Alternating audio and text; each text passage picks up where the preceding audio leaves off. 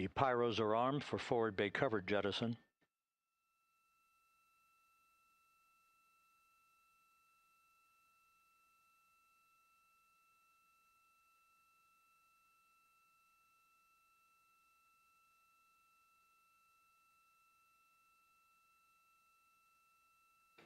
And there go the first series of parachutes. And we're on drogues. And Houston, we're visual 2 drogues out the window. 2 good drogue shoots. Next up. We copy, we see them. Next up, the deployment of pilot parachutes that will pull the main chutes out. Time to splash down 3 minutes and 10 seconds. Oh my gosh. Go, go, go, go! Go, go, go! Perfect descent rate according to flight dynamics. Good rates on 2 drogues. We see the same on board.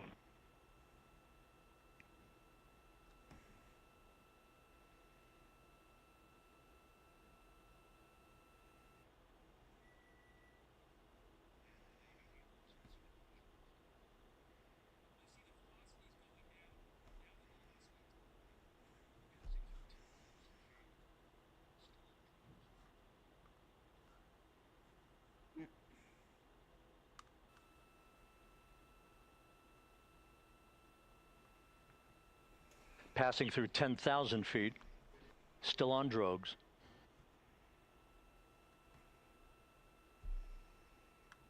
Oh my gosh. Here we go. Woohoo! Main chute deploy.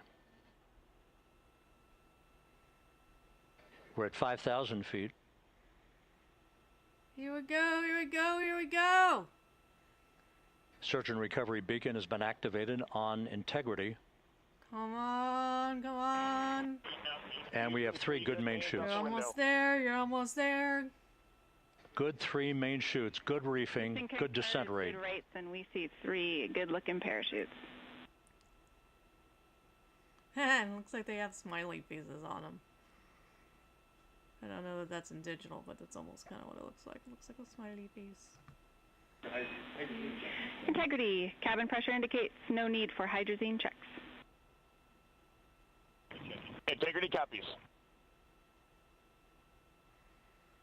This is a perfect descent for integrity. Its crew sounding hale and hearty on board. Time to splash down 1 minute, 15 seconds.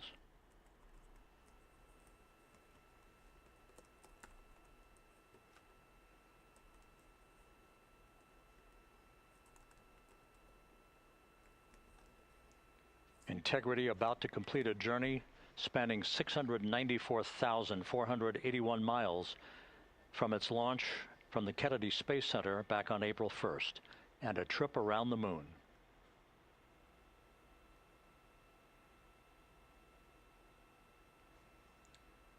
Whew. There we go. Woohoo!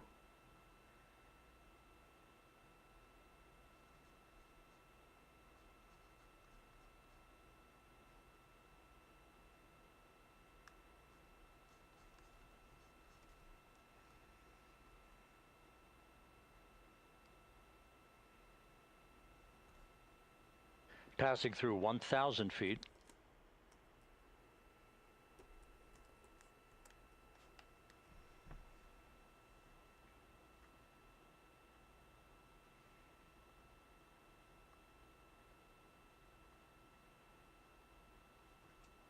Wait a minute, there's a much better...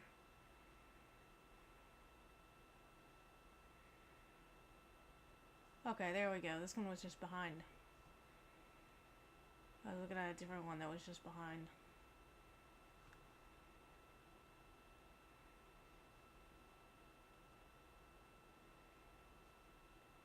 Houston, integrity, splashdown, sending post-landing command now. Splashdown confirmed. Copy splashdown, waiting on VLDR. Splashdown confirmed at 7:07 p.m. Central Time, 5:07 p.m. Pacific Time.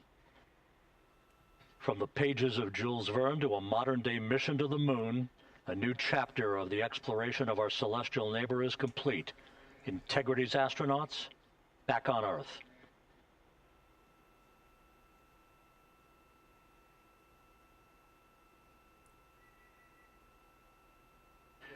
And the landing and support officer reports the vehicle is stable 1.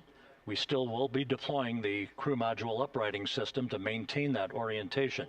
A perfect bullseye splashdown for Integrity and its 4 astronauts.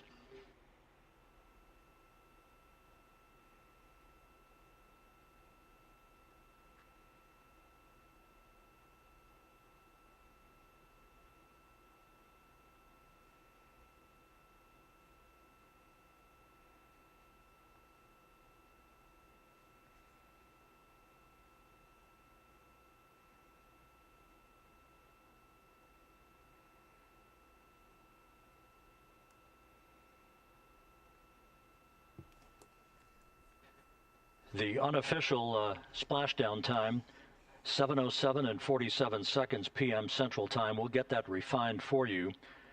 That would put the end of the mission at a mission elapsed time of 9 days, 1 hour, 31 minutes, 35 seconds.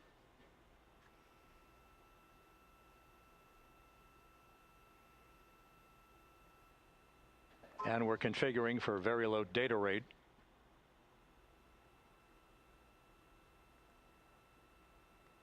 Once again, splashdown occurring in the Pacific, southwest of San Diego. Table 1, 4 green crew members. Houston, copies all. Reed Wiseman reporting 4 green crew members. That is not their complexion. That is the fact that they're in great condition. That's what that means. So stable 1, upright. The crew module uprighting system is being deployed. The 5 airbags being inflated through helium to maintain the upright configuration for the vehicle.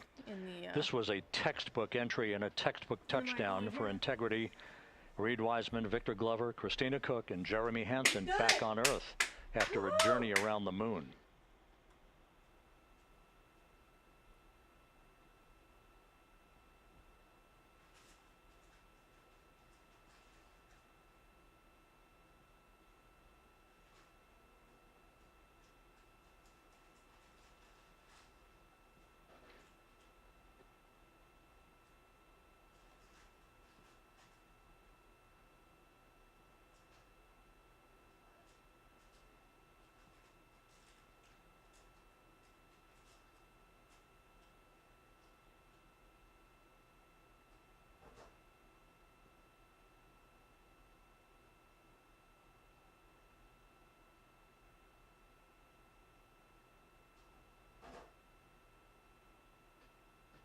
We continue to monitor the functioning of the CMOOS system.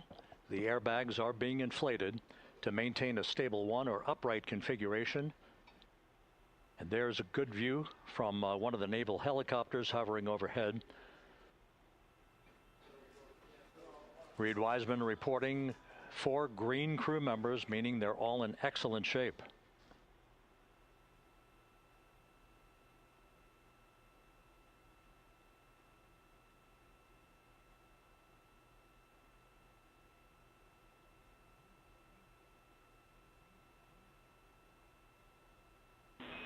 Integrity, Houston, for SAR beacon and radio. SAR beacon is in 406, and we're powering the radio now. Go ahead. We see the beacon on. However, the recovery team is not seeing the signal. Your SAR radio uses the same antenna, so you may run into trouble with the radio. Okay, copy. And we are also powering up the sat phone now.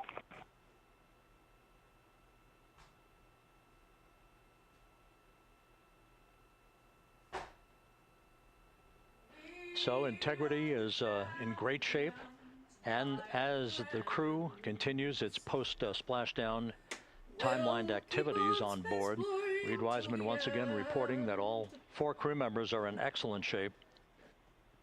And we have 5 inflated airbags to maintain an upright configuration so that the reaction the recovery team can now begin a slow approach to the vehicle. Meanwhile, here in the flight control room, entry flight director Rick Henfling is polling his team of flight controllers for the start of powering down the vehicle. After a thorough systems check, we have no toxic gases to be concerned about, so the recovery personnel can approach the vehicle, but not until we have powered down the spacecraft. That's expected to take a few more minutes.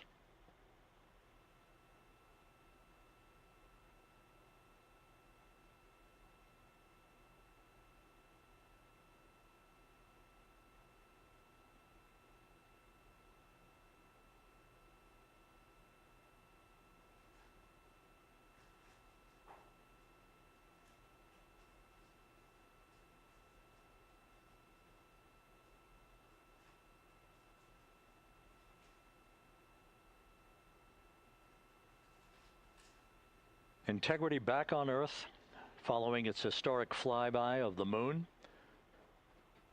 It was, for all intents and purposes, a textbook mission. On 2828, but I'll remain on this frequency. We copy.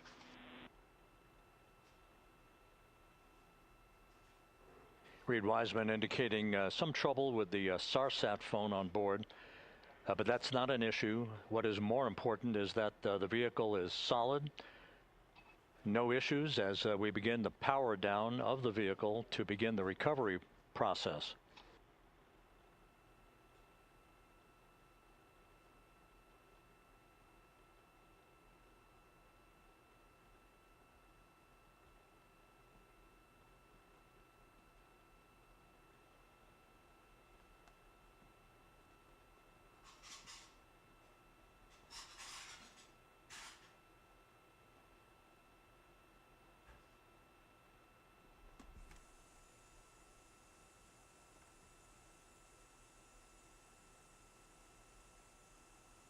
The propulsion officer here in Mission Control reports that we have safed the prop system on integrity. Can you say again? That was very weak and broken.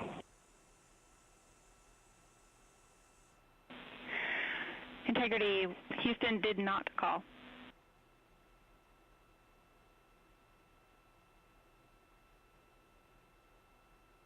Copy that, Houston. It might have been on the SAR radio. Stand by.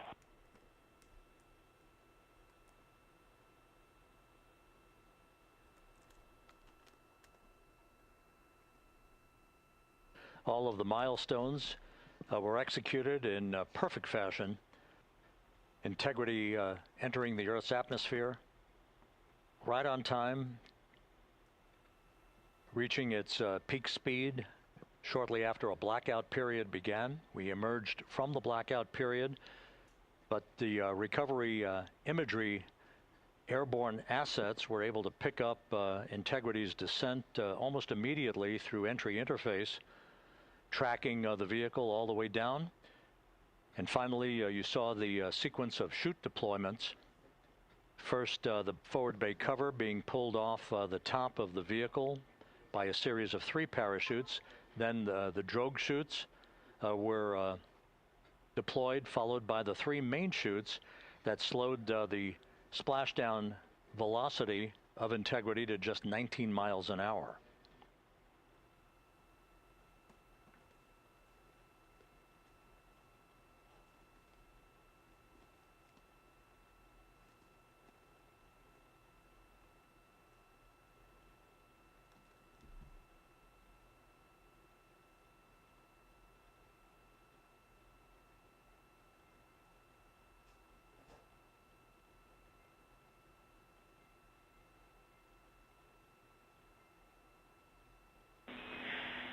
Integrity, Houston, with no joy on SAR and SAT phone, we'd like you to command an additional 15 minutes for a total of 30-minute power down delay.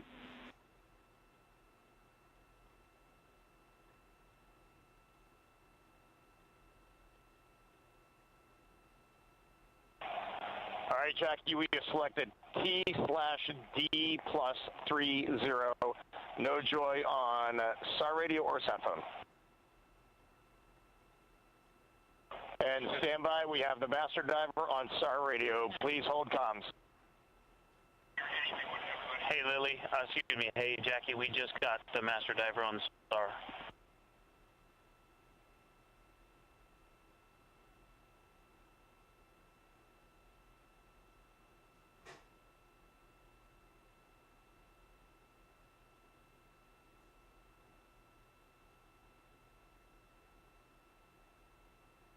A good view of one of the fast boats. Integrity Houston, if you are happy with your comm with Master Diver, you can go back to the 15-minute power down. Okay, stand by. Yeah, we'll confirm here in a second. The crew on board Integrity coordinating with the flight control team in Houston here in Mission Control on the timing of the power down of the vehicle, which will be the precursor to the recovery teams approaching the spacecraft. There are no issues with Integrity. We've had a bit of broken capability in establishing a SARSAT or satellite phone communications capability between the crew on board Integrity and the recovery team. That will get sorted out here shortly. There's plenty of cooling on board Integrity, so there's no rush to begin the power down. I'm trying to call you on the sat phone and not getting an answer there either. Concur. We haven't had anything come through.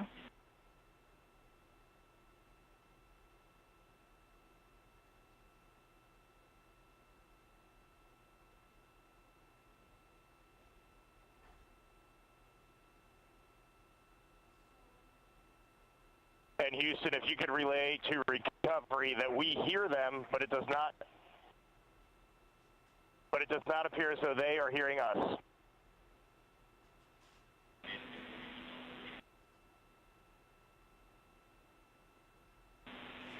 Houston copies, and Reed, just to confirm, you are pushing the PTT on the radio.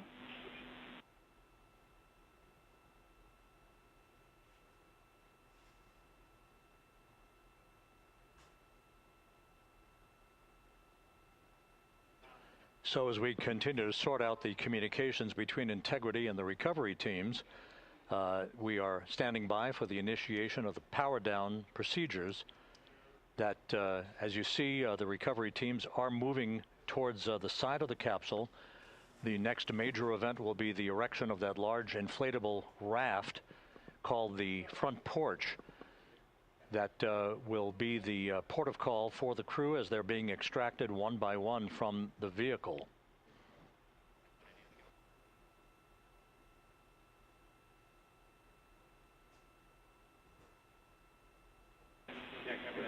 Integrity Houston, for sat phone, we are going to attempt to call you.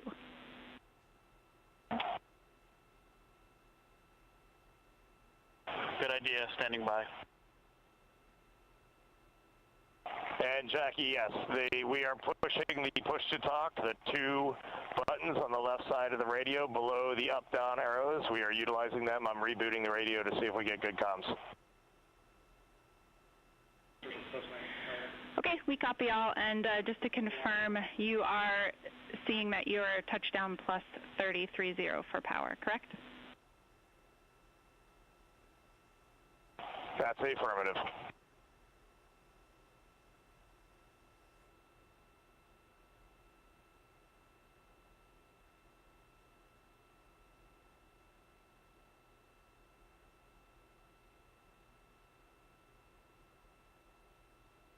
We are trying a backdoor approach to have Mission Control here call the crew on their satellite phone.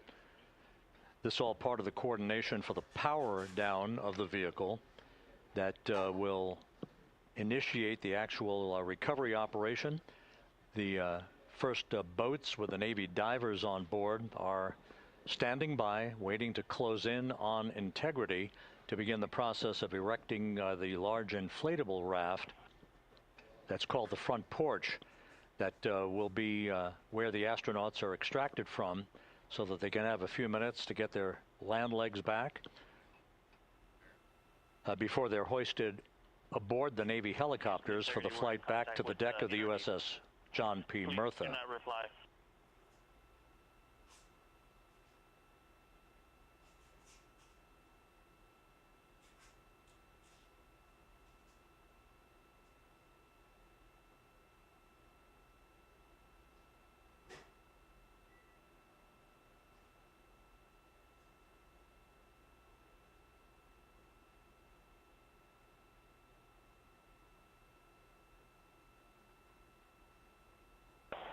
And Houston, please don't reply. NRD, very weak, but readable. Master Diver, we can hear, but they cannot hear us.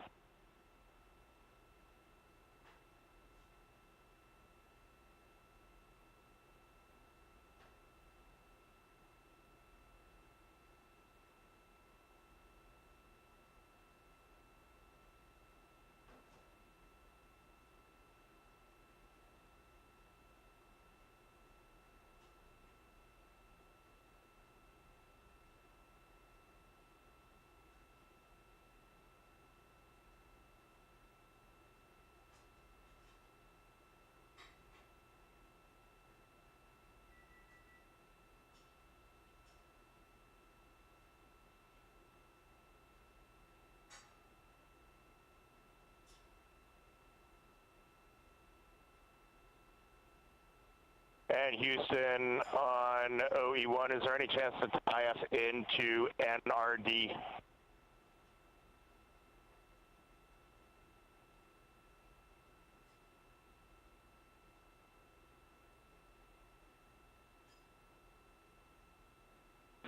Checking.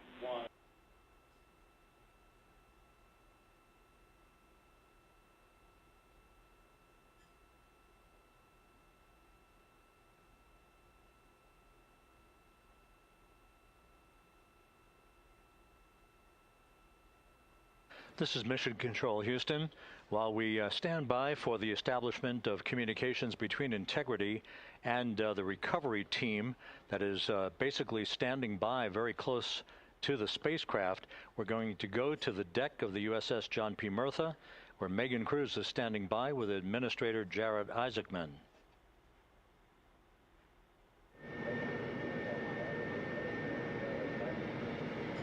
Hey, Rob, yeah, just such an honor to be able to be here on the ship, to be able to share and experience this moment with everyone together. And of course, as you just said, yes, here with NASA Administrator Jared Isaacman. Administrator, how did you feel getting to witness this and seeing NASA at its best? Oh, I mean, I'm honestly, I'm still at a loss for words. I mean, you know, like the childhood Jared right now can't believe what I just saw. I mean, almost been waiting my whole lifetime to see this, and then it's NASA Administrator. I just couldn't be more proud of the entire workforce, the years, the effort, the late nights, all the hard work from across the country that contributed to this incredible moment right now. And yeah, incredibly grateful too for our teams here on the John P. Murtha right now. Yeah, look at them behind us here. We got everybody. Hey, what do you guys think? We just brought some astronauts back from the moon, huh? Unbelievable.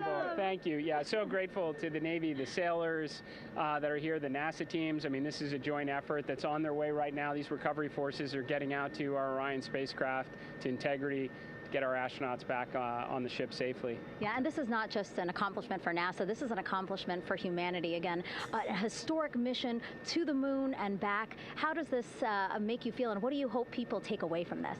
Well, I'll tell you, you know, I think about the crew members that we've all had an opportunity to observe over the last 10 days, right? I mean, they're absolutely professional astronauts. I mean, wonderful communicators, almost poets. But then I think these were the ambassadors from humanity to the stars that we sent out there right now. And I can't imagine a better crew than the Artemis II crew that just completed a perfect mission right now. So yes, it's a huge moment for everybody, right? I mean, we are back in the business of sending astronauts to the moon, bringing them back safely, and to set up for a series more. I mean, this is not a once in a lifetime, which you hear sometimes around here. It's like, this was a once in a lifetime. No, it's not. This is just the beginning. We are going to get back into doing this with frequency, sending missions to the moon until we land on it in 2028 and start building our base. Yeah, are we going to build on the momentum for Artemis 3? I mean, it's just around the corner. Absolutely. So, I mean, that's, you know, part of me too. Like, I can't wait to get the crew off of Integrity right now, but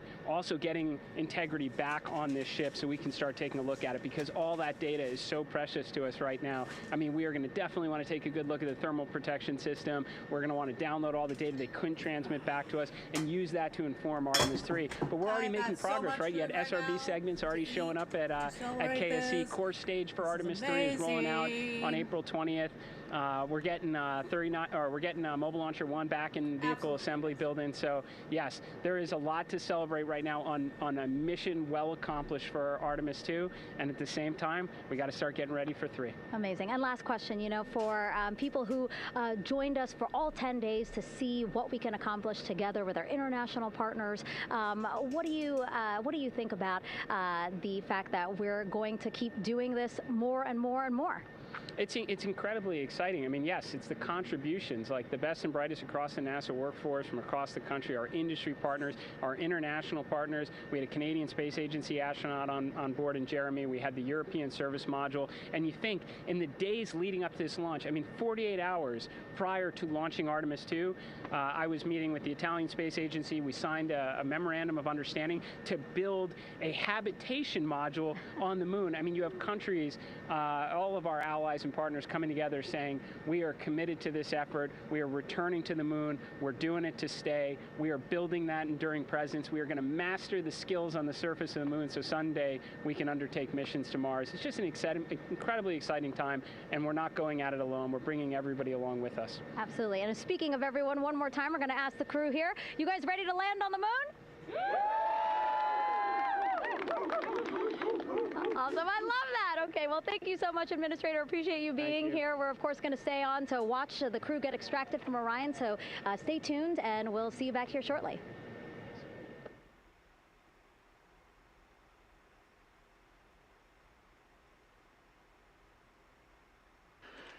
Thank you, Megan, and thank you, Administrator Isaacman. We are in the process of working to establish that communications link and to establish the procedures that will lead to the power down of the spacecraft, which is gently bobbing in the Pacific following a bullseye touchdown that occurred at 7:07 p.m. Central Time, 5:07 p.m. Pacific Time, 2.5 hours before sunset in the Pacific southwest of San Diego. We have once again heard from the crew during that interview opportunity with the administrator, and we have 4 healthy crew members on board.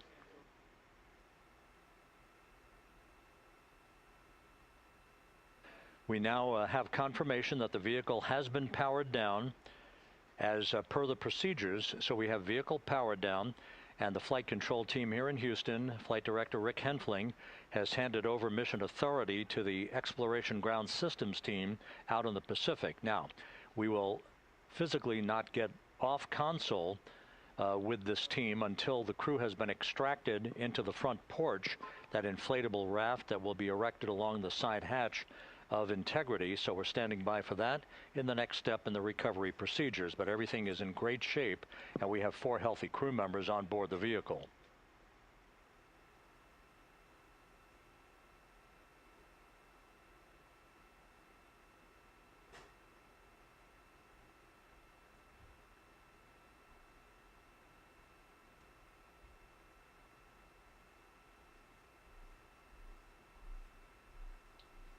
All of the entry events went by the book, no issues, perfect trajectory for Integrity that was culminated with one final raise burn to improve the angle of attack for the vehicle as it entered the Earth's atmosphere. All of that flight dynamics computation worked like a charm.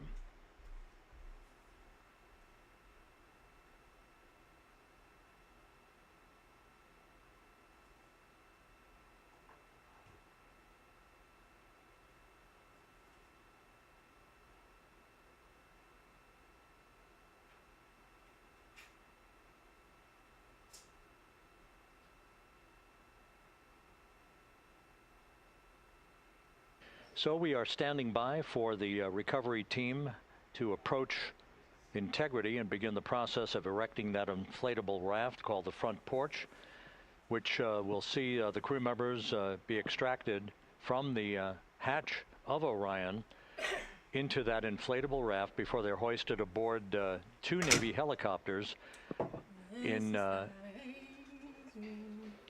variety of different configurations. Each crew member will be hoisted in sequential fashion, in alternating fashion, two crew members for each helicopter before they turn around to head back to the John P. Murtha. Once on the deck of the ship, they'll be brought into medical bay for comprehensive medical exams. But Reed Wiseman has reported several times that the crew is in excellent shape.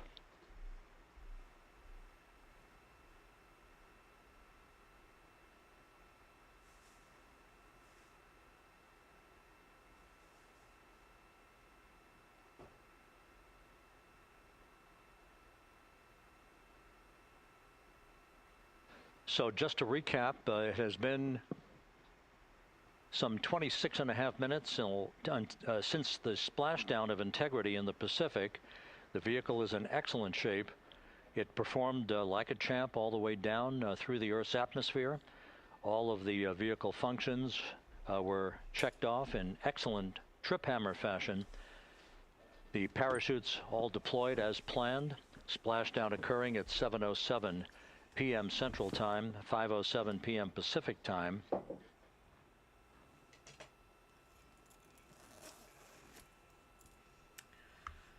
Phew.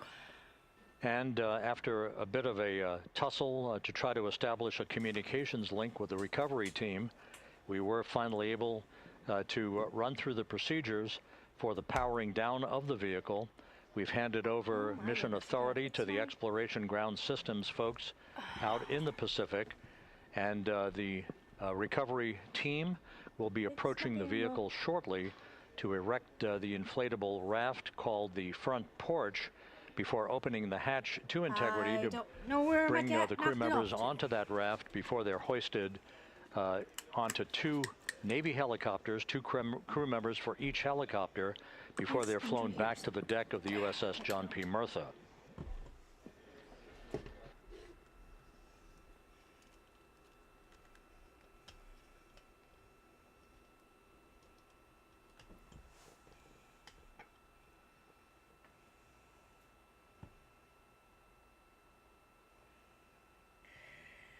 There's my cat.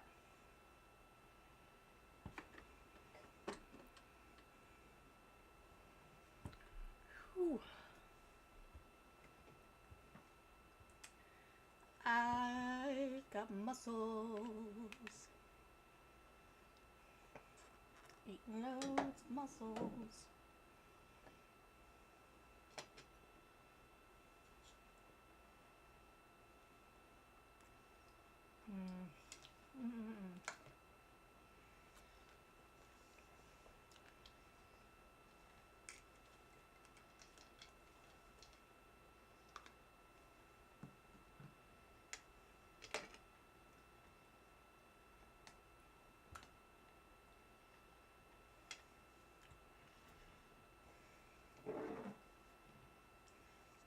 This is amazing. Just amazing.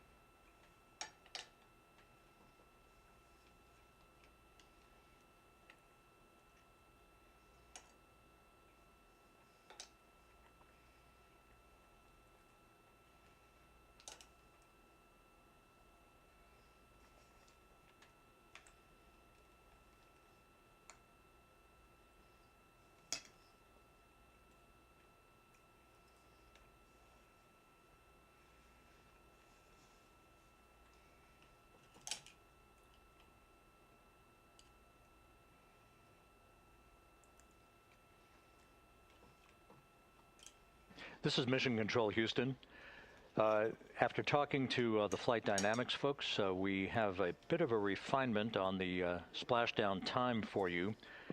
Their computation shows a splashdown time of 7:07 and 27 seconds p.m. Central Time, 7:07 and 27 seconds p.m. Central Time.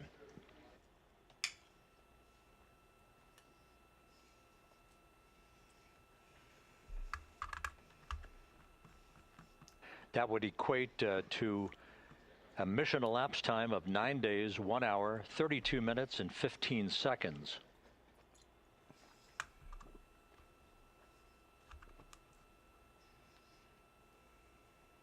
Once again, from Flight Dynamics, a splashdown time of 7:07 and 27 seconds p.m. Central Time. That would equate to a mission elapsed time of 9 days, 1 hour, 32 minutes, and 15 seconds.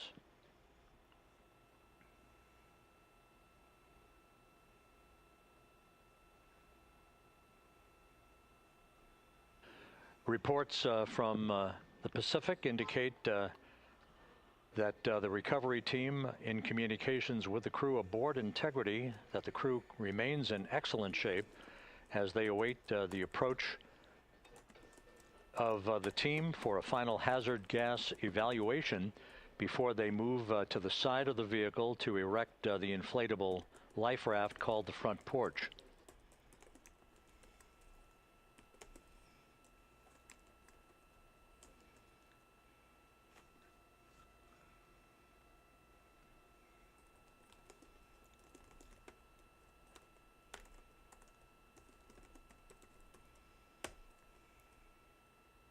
Again, no issues with Integrity. The vehicle is powered down. All of its systems are now safed. We have handed over mission authority to the Exploration Ground Systems folks in the Pacific, but we will not stand down and have the entry flight control team depart its positions until that inflatable raft, the front porch, is erected, the hatch open, and the crew having exited the vehicle. So that's the next step in the recovery process that will lead to the hoisting of the crew members. For 2 crew members for each helicopter, they'll be hoisted to a pair of Navy helicopters that will then fly a short distance back to the USS John P. Murtha. What you're looking at is one of the fast boats circling the vehicle to make a hazard assessment.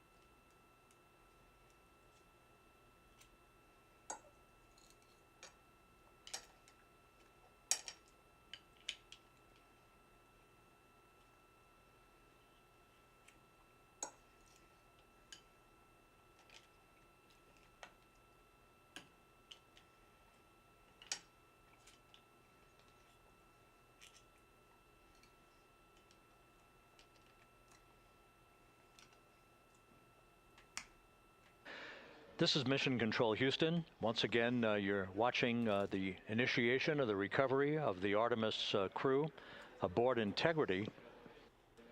All of the Navy divers and the fast boats are now approaching the spacecraft after conducting a hazard assessment.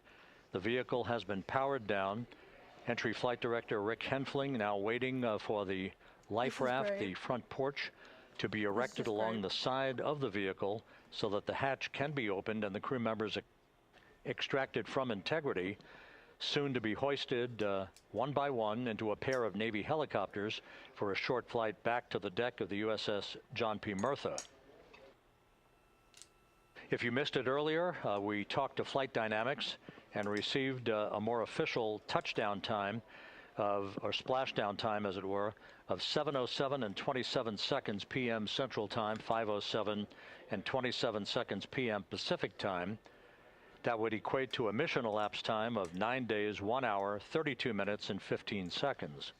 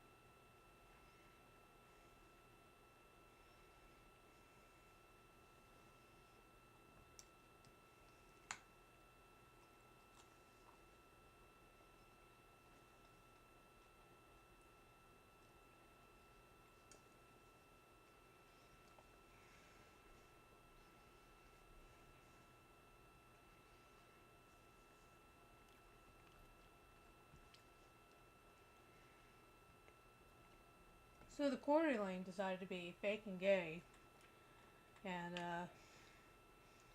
take down the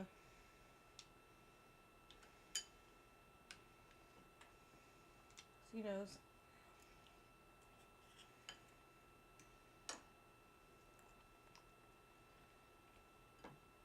Clip Channel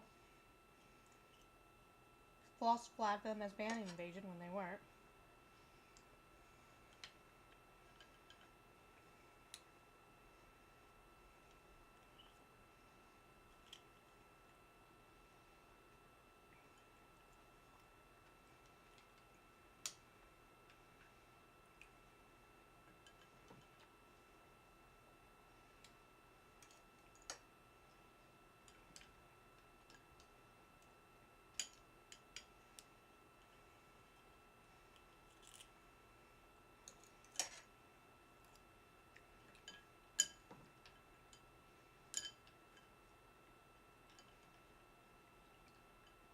Continuing to get excellent views from the imagery assets out at sea in the Pacific of Integrity. We continue to get good reports from the landing and support officer who's in contact with the recovery team that the crew is in excellent shape, no issues. They're just currently biding their time, waiting for the front porch to be erected. We have no hazardous hazard gases and no hazardous situation with the vehicle. It performed perfectly all the way down from entry interface to its splashdown in the Pacific at 7:07 and 27 seconds p.m. Central Time. And as you can see, the first phalanx of recovery personnel now pulling up alongside of Integrity.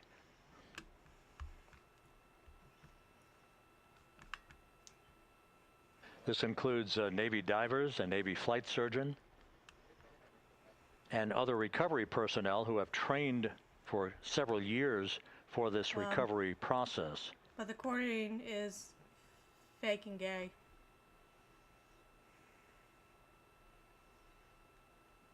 And apparently we share a birthday weekend. Fuck him.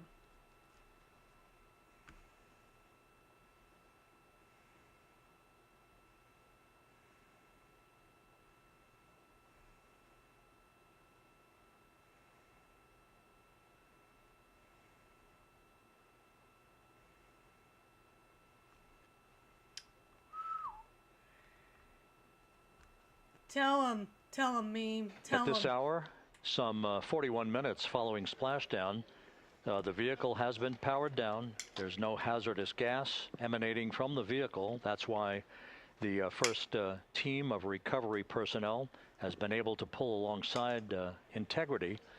And the reports continue to come in that the 4 astronauts are in excellent shape.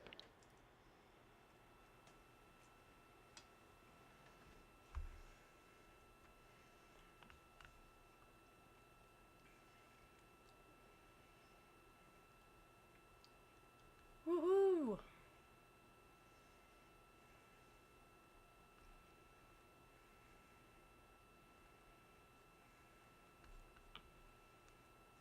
Yes.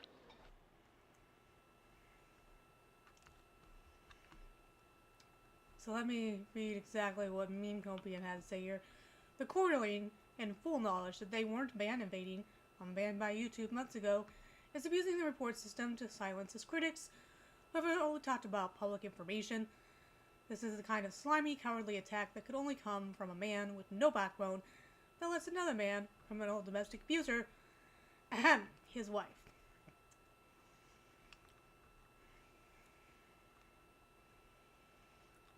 Someone responded, but Jeremy just declared unrestricted warfare. I hope he understands what's going to be coming for his fat badonkadonk.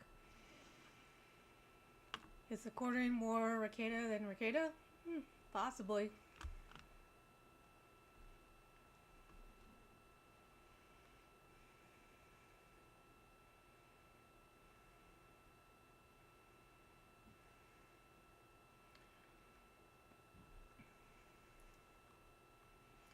So the quarterling, this is from Josh Moon.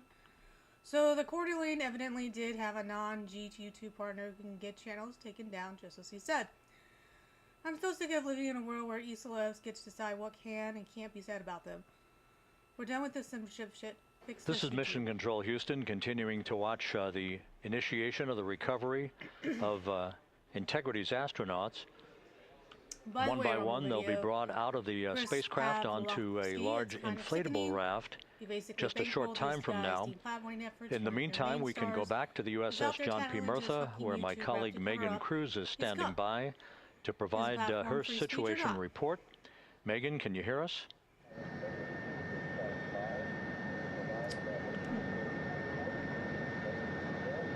Hey, Rob. Yes, I can hear you. Thank you. Yeah, we're back here on the bow of the recovery ship where there are still plenty of people peering out into the water. We are not very far from the action everyone is seeing on their screen now.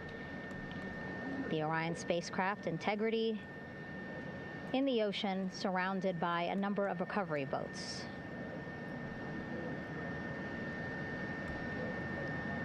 As Rob has been saying, in those recovery boats, NASA and Navy personnel specifically trained to get the astronauts out of Orion.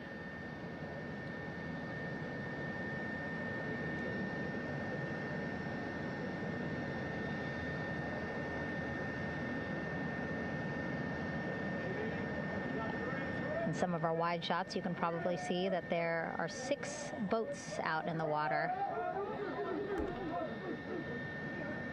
More than 40 people out in the water right now on those boats.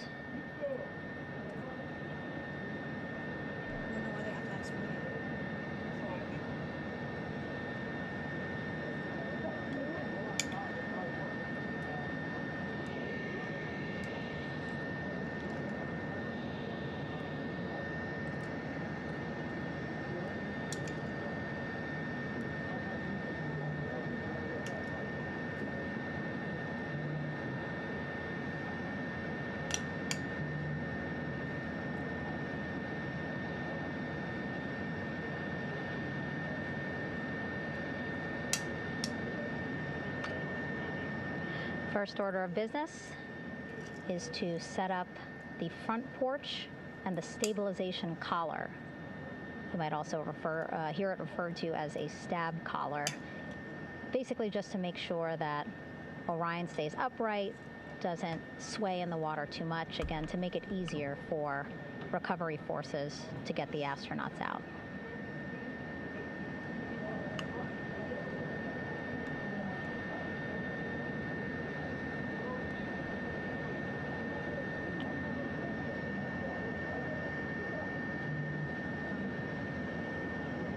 Again, we splashed down in the Pacific Ocean just after 5 p.m. Pacific time here.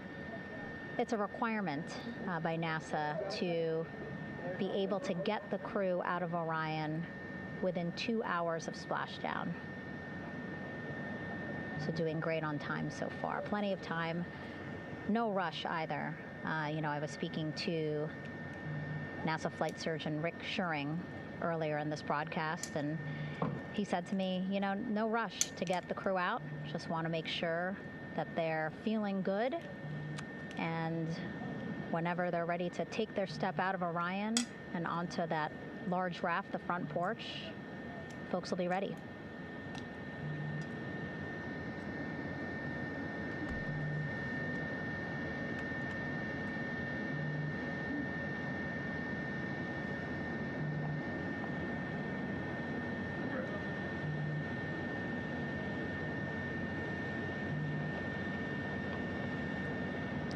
And as there are mission audio loops in Mission Control in Houston, there is a mission audio loop here on the ship, and it was just reported out that the side hatch is open.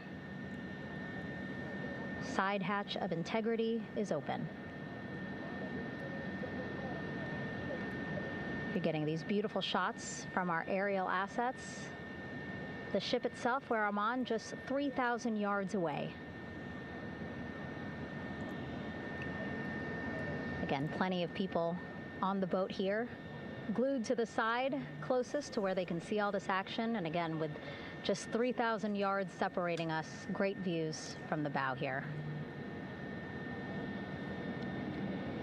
You can see now that side hatch is open. One of the Navy personnel is about to get inside there.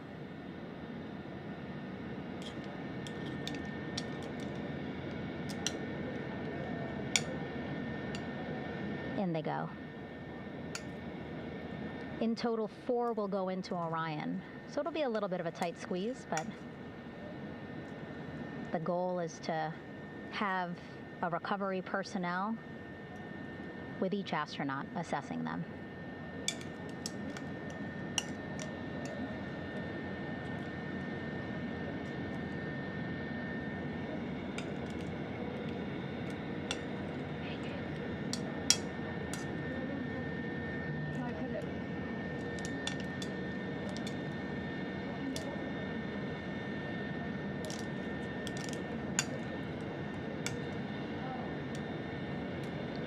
Boats getting closer now. Again, that one that's right up against Orion, those are the divers that will go in to the spacecraft to check on each of the astronauts. These other boats will begin doing a number of things, putting on that stabilization collar onto Orion, building that front porch. Eventually, they will retrieve the parachutes, as well as tow Orion back to the well deck of the recovery ship here.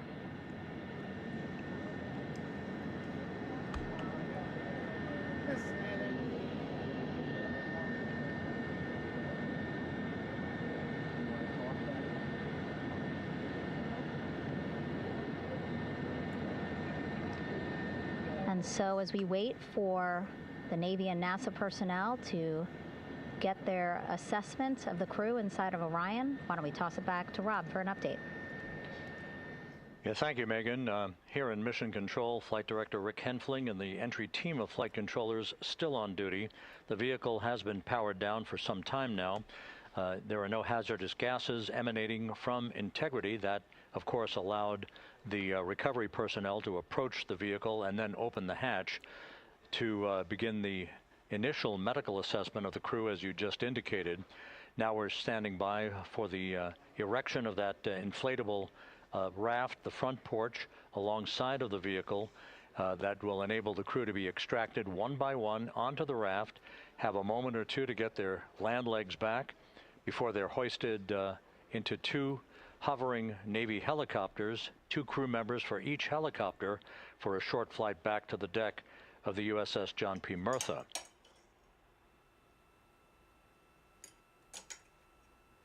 All of Integrity's systems operated flawlessly throughout the course of the approach to the Earth, the entry into the Earth's atmosphere, and all of the key milestones that followed in this high-speed return to Earth for Integrity, a mission that spanned more than 694,000 miles from the vehicle's launch from the Kennedy Space Center atop the Space Launch System back on April 1st.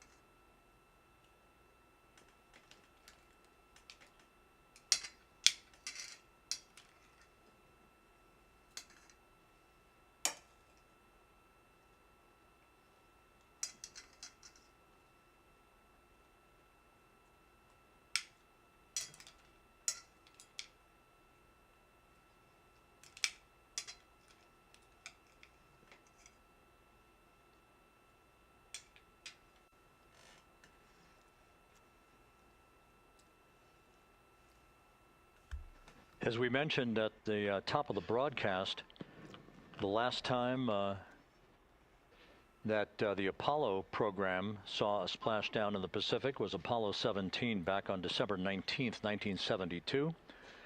So for the first time in some 53 and a half years, we have reenacted that with the arrival of Integrity's astronauts as they flew around the moon in that historic lunar flyby that began with a trans-lunar injection burn that took them out of Earth orbit following 24 hours of a high Earth orbit trajectory.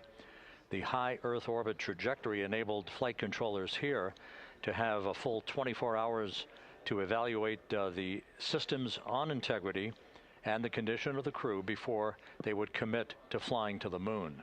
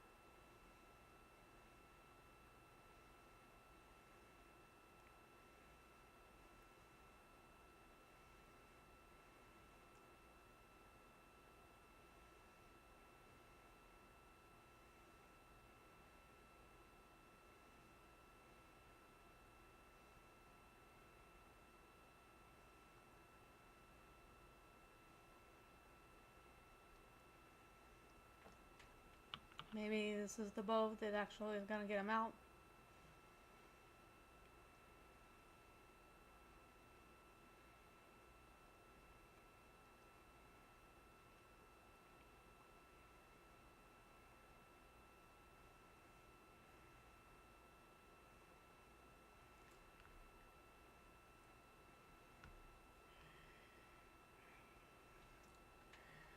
Alright, well, I think we know think, basically, how this goes. Let's go see what potentially criminal has to say about all this nonsense.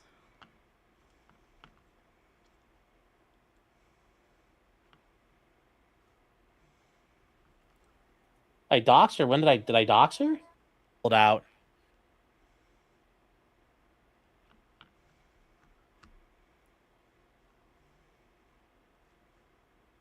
Night. We've got some breaking news out there, chat. Before I go too far, I have news coming in from my producer. Yes. Mm-hmm. Oh no, we need to cut away. Jerry, please Jerry, we need to cut away to breaking news now as we go.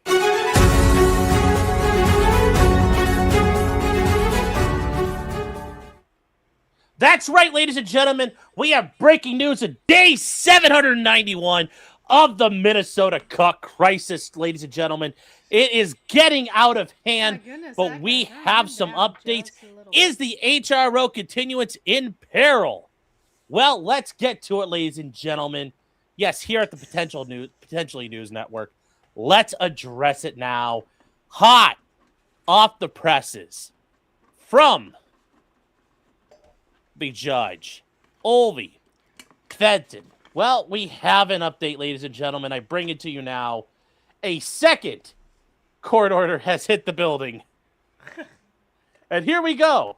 What have we seen? If we remember, though, before we go too far, Nick, Rekieta, and Aaron Melton sought a continuance so they could attend Hackamania, out in scenic Las Vegas, Nevada, where they get together and talk about comedy and celebrate the art of talk radio or whatever it is they do.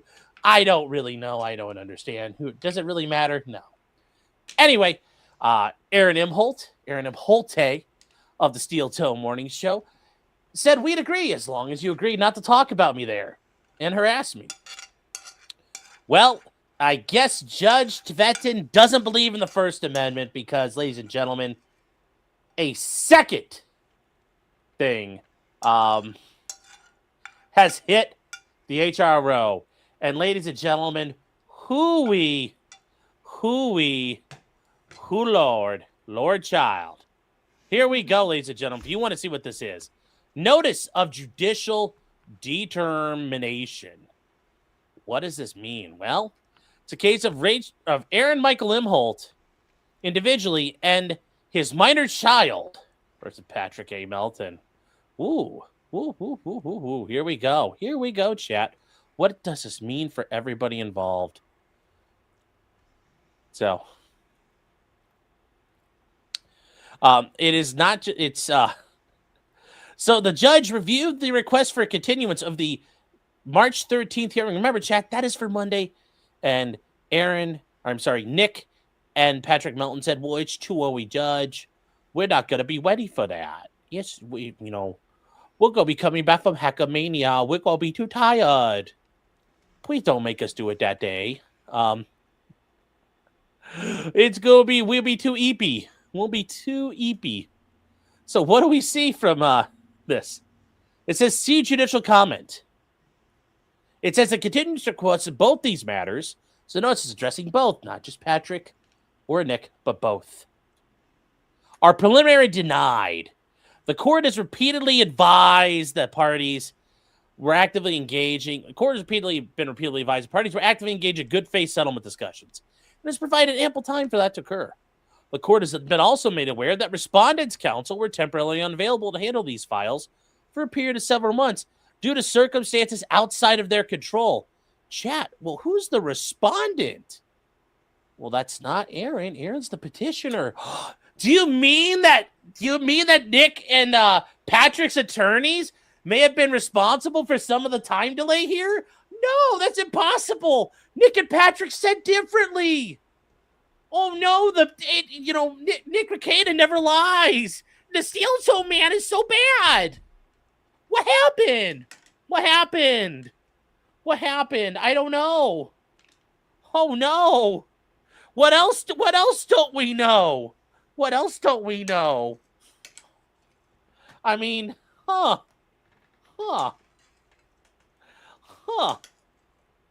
I mean, you'd think you'd listen, to trust the guy who tried to make the argument of Cog's watermark being a defense to a search warrant.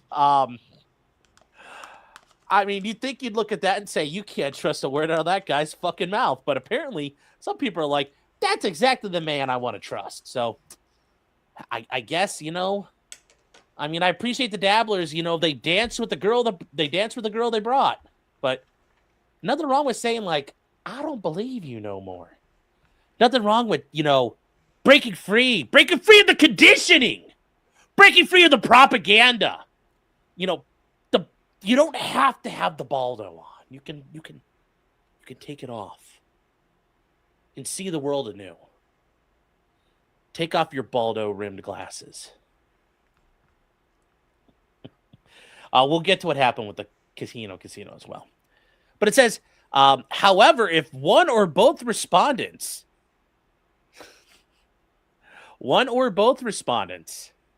meaning either or both of them, Mr. Ricada or Mr. Melton, sign a stipulation agreeing to the specific proposed terms by the petitioner related to the upcoming work event. Remember, it's a work event. It's serious. I'm in show business. I'm in entertainers. We're performing an event that is the source of hours of proposed exhibits subject to this claim. Yes.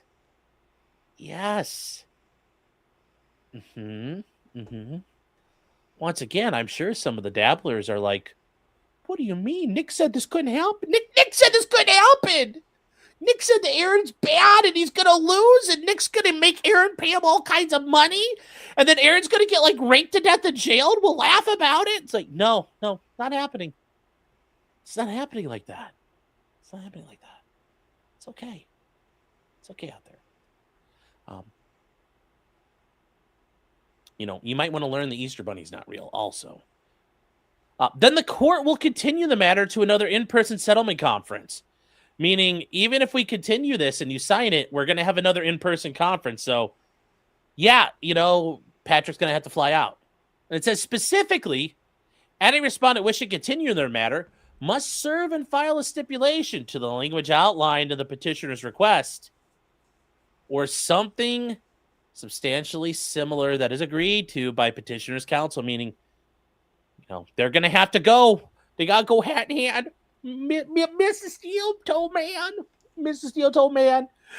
what can we say about you? Can we talk about you eating goo? Can we talk about your daughter's pussy? Mr. Steel told man, what can we do? Please, Mrs. Steel told man, please. They're going to have to go hand in hand. The deadline for the filing is Monday at 9 a.m.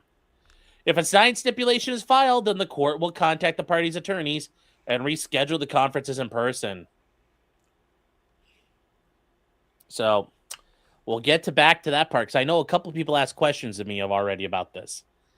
The respondents are again advised, regardless of whether or not a stipulation exists, the orders remain active. Wait, I mean, are you telling me the judge is saying you can't just fucking run your mouth about people? Oh, I can say whatever I want. Apparently not. Once again, guys, why would are you saying Nick and Aaron don't understand what's being told to them? I understand Melton, he's not an attorney, but like, did Nick once again get the law wrong? Did Nick get the law wrong? The judge can't tell me what to say in Nevada. Yes, he can. Yes, he can. Oh, you best believe he can, buddy. You best believe it. This idea, and I don't understand with some of the dabblers and, all you goobers on Twitter. Do you think restraining orders magically evaporate when you leave a state? Like you cross state, it's like cross state lines and it just poof.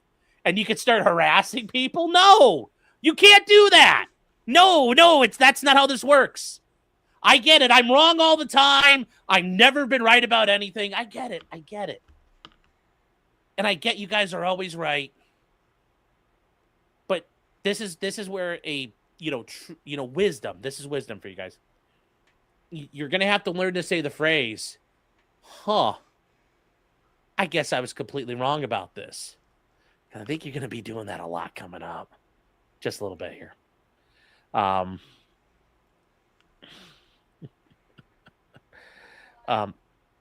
Anyway, they say any violation is subject to criminal charges. The respondents may also risk violating the court's prior orders in this case, which, remember, they were told, shut the fuck up. Because the court hasn't done anything yet, you know. The judge doesn't, you know, he can let them hang themselves. Give them all the rope in the world. At some point, the parties will be required to end this litigation. To do so, either discuss settlement or come to court. Yep. It's going to be fuck or walk time. At some point. At some point.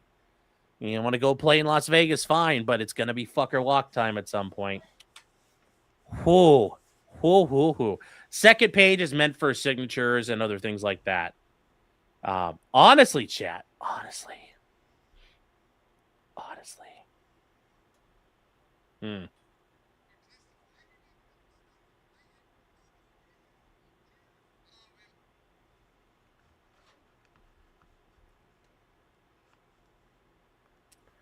Huh, huh, huh, huh, huh, huh, huh.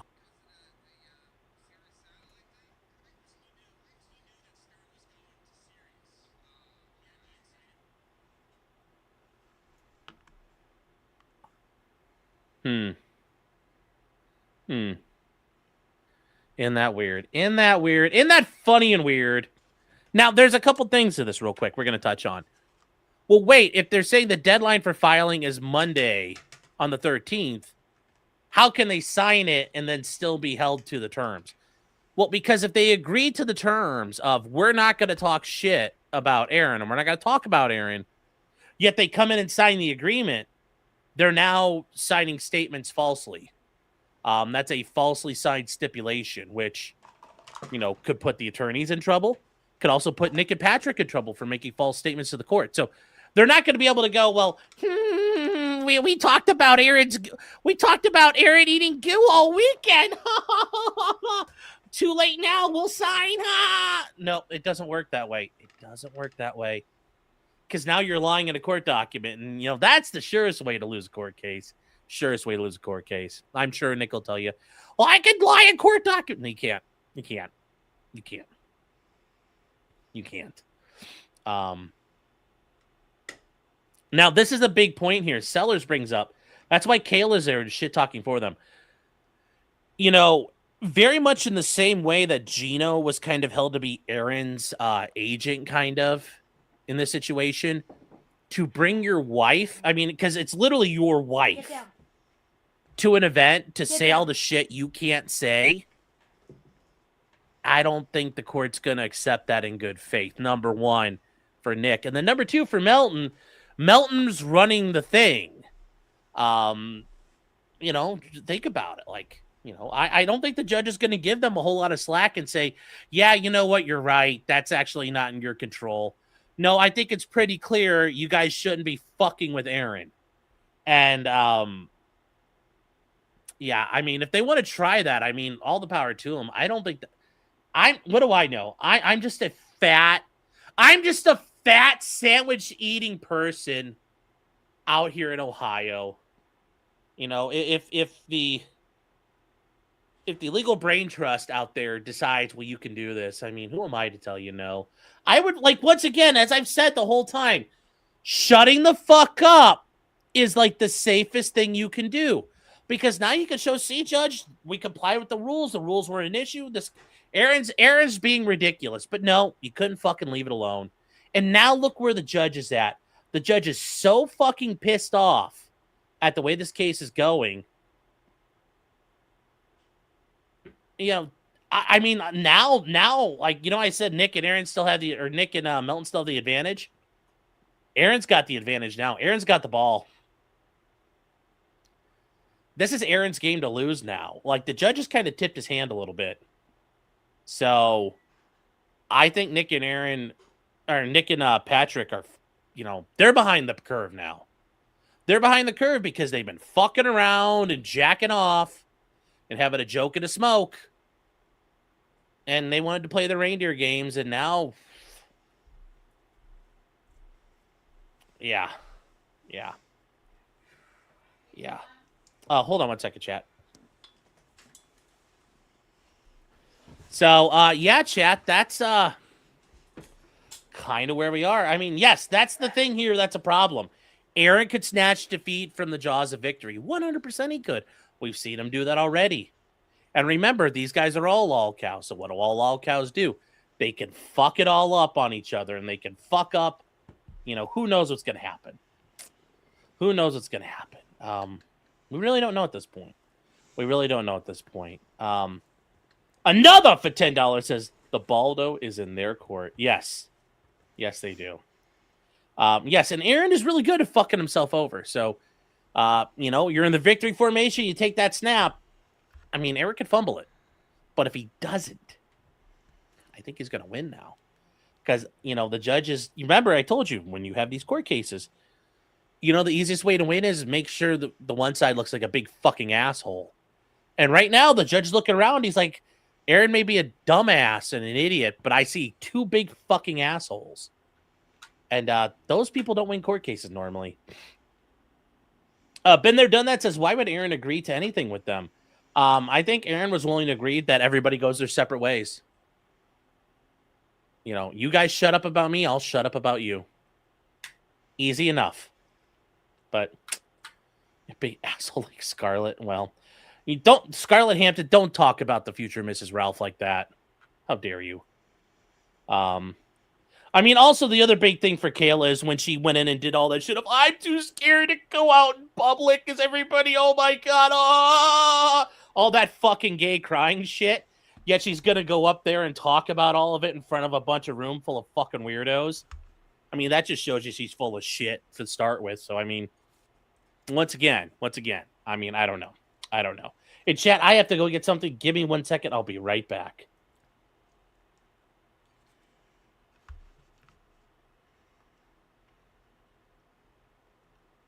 What is he getting?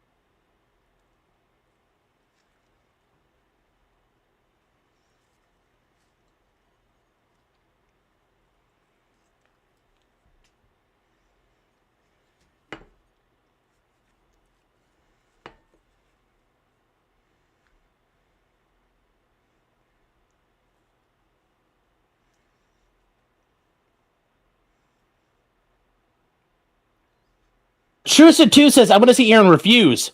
Well, no. Melton and Patrick, I mean, Nick and Melton have to come to Aaron. And if they say, we agree to your terms as proposed, then Aaron's going to be in a position he has to agree. If he doesn't, then the court's going to get pissed at him. So once again, that situation of stealing victory, you know, saving victory or saving defeat from the jaws of victory. It's so no, I think Aaron totally wants it. Yeah, they're almost splashed down for Artemis 2, and yeah. Killblade says, how was your weekend? I don't know, but chat, as we go here, chat, I've been told we have more breaking news, chat, tonight before we get into our main event.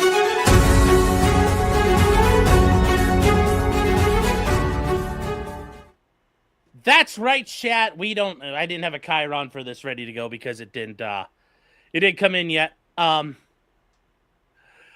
we have, yes, Artemis 2, actually, by the way, chat, they have good shoots. They have positive PID on the, they have PID on the capsule, so they are going to splash down. Welcome back, Voyagers. I mean, look how hot that thing glows. But anyways, welcome back, space travelers. Welcome back to the crew of Artemis 2. Not a bad day to be an American. Motherfucking USA, baby. USA. And one Canadian. USA, baby. USA. Let's get back to what matters, though. What matters, though. Ladies and gentlemen, Keno Casino Clips is under attack. Yes. If you guys have checked, if you guys want to look around, Keno Casino Clips chat is gone. They're gone. It's gone. Their channel is under attack. Their channel is under attack. Jeremy Hambley, the ham planet himself, the other Midwestern cuck. So not the one you're thinking of, not Nick, not Aaron. Jeremy Hambley in another fit of drunken and impotent rage. Maybe he was forced to do it by the bull, and the bull told him, "You're going to fix this for me." And he's like, "Okay." Keno Casino Clips has been taken down. Another Hambley. Yes. Jeremy Hambley, the new Boulder King. He picked up that crown from the gutter and placed it atop his head. The Napoleon Bonaparte of internet faggotry. That's right, chat. He is. He is. Did you really have power at YouTube? When you have a 1 million person account, you could start striking and you start launching a bunch of strikes. YouTube will take something down at that point. Yeah. We are at Total Retard War chat. We are at TardCon 1. We are at TardCon 1. And, I can't imagine tonight. There's going to be some hollering. There's going to be some hollering tonight. On the Keno Casino. And we're going to be ready for that. We're going to be ready for that.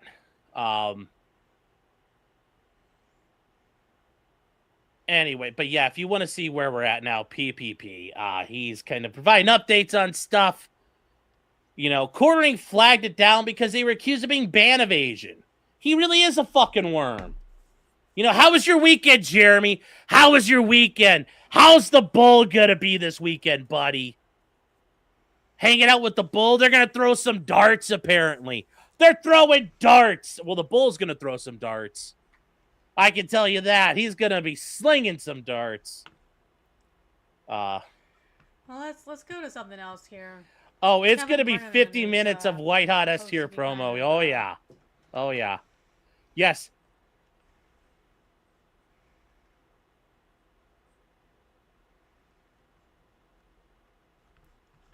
This is supposed to be what was going on at Hackamania a little bit ago. Look at how empty that place is. It's gonna be now that we can play these clips, I can play this anyway. Never know. Into madness. Yeah, he puts up his Venmo and his Cash App. For what? Why would anybody give you anything, you fucking piece of shit? You crumb bum creep. He's a vet. Nothing from Rumble yet. New earnings have posted. So I guess I'm in the clear.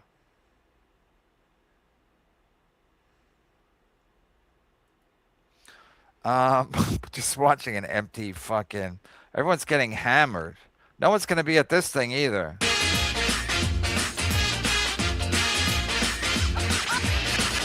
Oh, there's another picture. Bye to YouTube if we're gonna. At least you can thank me for saving you $35.